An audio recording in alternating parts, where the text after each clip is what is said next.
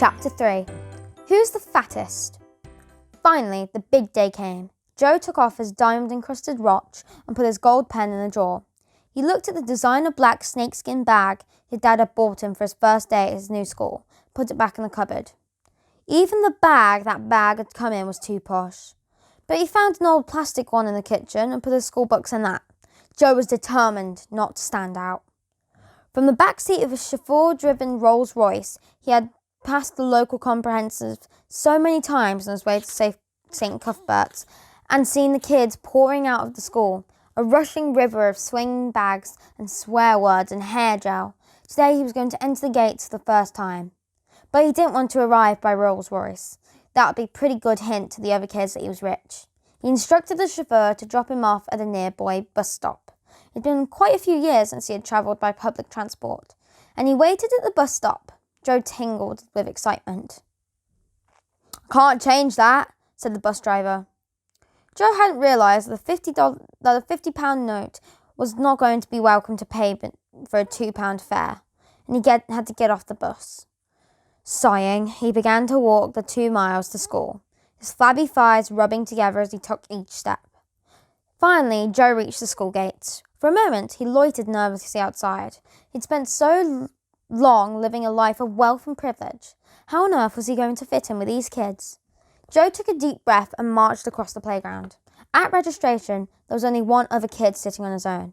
Joe looked over at him. He was fat, just like Joe, with a mop of curly hair.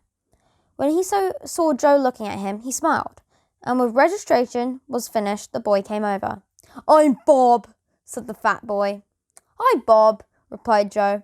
The bell had rang just as they waddled along the corner to the first lesson of the day.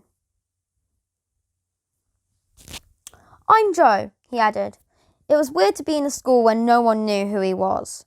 He wasn't Bum Boy or Billionaire Bum or Bum Fresh Kid. "I'm so glad you're here, Joe. In the class, I mean." "Why's that?" asked Joe. He was excited. It looked like he might have found his first friend already. "Because I'm not the fattest boy in school anymore," Bob said, confidently, as if stating an independently verified fact. Joe scowled, and then stopped for a second and studied Bob. It looked to him like he and the other boy were about the same level of fatness. "How much do you weigh then?" demanded Joe grumpily. "Well, how much do you weigh?" said Bob. "Well, I asked you first." Bob paused for a second. "About 8 stone." "I'm 7 stone," said Joe, lying. "No way are you 7 stone," said Bob angrily. "I'm 12 stone and you are much fatter than me." "You just said you were 8 stone," said Joe accusingly. "I was 8 stone," replied Bob, "when I was a baby." The afternoon it came to a cross-country running. What a dreadful ordeal for any day at school, not least your first day. It was yearly torture that seemed designed solely to humiliate those kids, who weren't sporty, a category Bob and Joe could definitely be squeezed into. "Where is your running kit, Bob?" shouted Mr. Bruce, the sadistic PE teacher. As Bob made his way onto the playing field, Bob was wearing his Y-fronts and vest. His appearance was greeted by a huge wave of laughter from the other kids. "Someone must have hidden it in the sir," answered a shivering Bob. "Likely story," scoffed Mr. Bruce. Like most PE teachers, it was difficult to imagine him wearing anything other than a tracksuit. Do I still have to do the run, sir?" asked the hopeful Bob. "Oh, yes, boy, you don't get off that easily. Right, everyone on your marks, get set, wait for it, go!" At first, Joe and Bob sprinted away, like all the other kids, but after 3 seconds they were both out of breath and were forced to walk. Soon, everyone else had disappeared into the distance and 2 fat boys were left alone. "Oh, I come last every year," said Bob, unwrapping a Snickers and taking a large bite. "All the other kids laughed at me.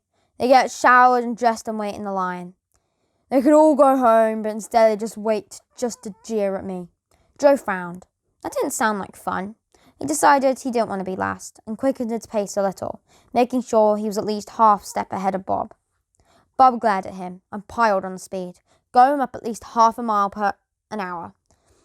From the determined expression on his face, Joe knew that Bob was hoping that this year was his golden chance to not finish last. Joe sped up a little more. They were now almost jogging. The race was on. For the ultimate prize, who was going to finish second to last? Joe really didn't want to be beaten at cross-country running by a fat boy in his vest and pants on his first day at school.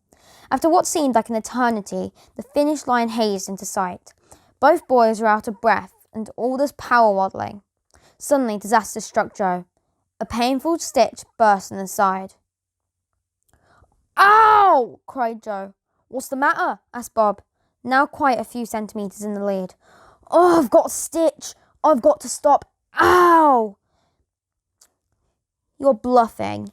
A 15-stone girl pulled that on me last year and ended up beating me by a fraction of a second."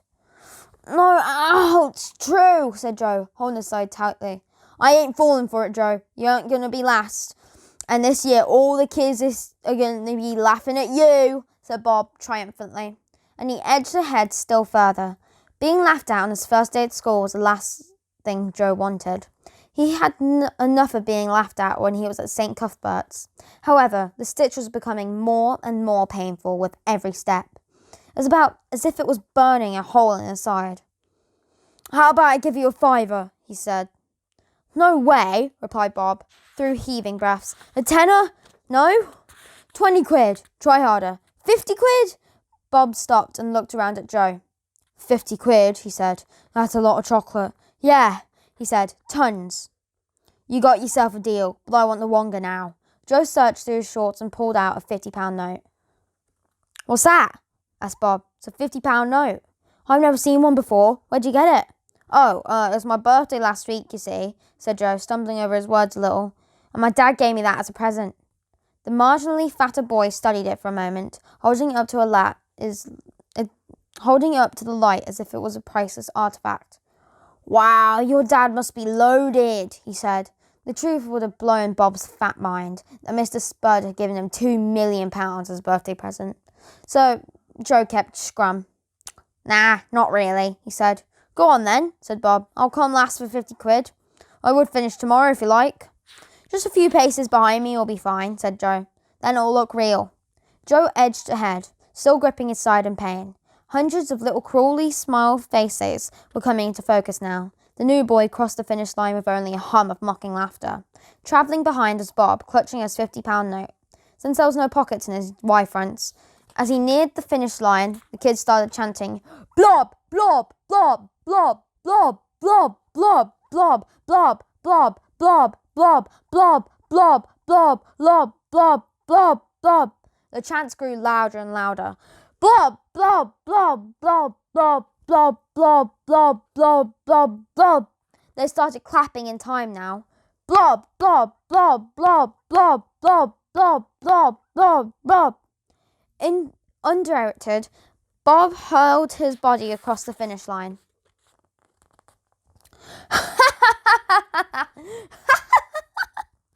The other kids fell around laughing, pointing at Bob as he bent over and panted for breath. Turning round, Joe felt a sudden twinge of guilt. As the school kids dispersed, he went over to Bob and helped him stand up straight. "Thanks," said Joe.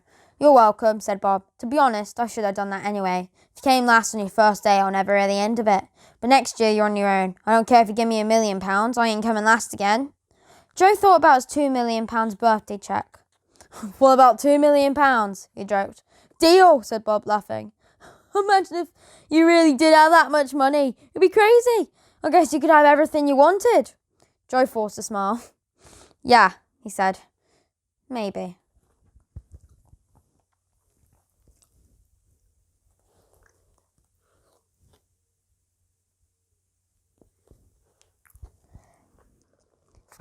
That's the end of these chapters, folks. If you enjoyed, please do not forget to like and subscribe.